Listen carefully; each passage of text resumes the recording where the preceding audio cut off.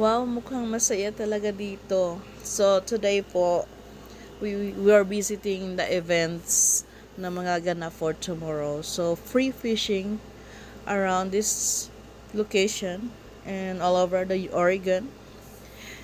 And we're visiting because narinig po namin there's an events that's going on here and until the weekend. Ayan guys, bisitahin po natin sila. Ang daming tao dito guys.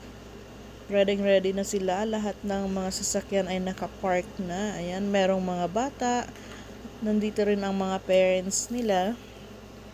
So, ayan pong dock na yan ay landedan ng mga eroplano ng mga bangka nila. So, ayan guys, meron na nga pong nagre-ready dito naman sa bandang kabila.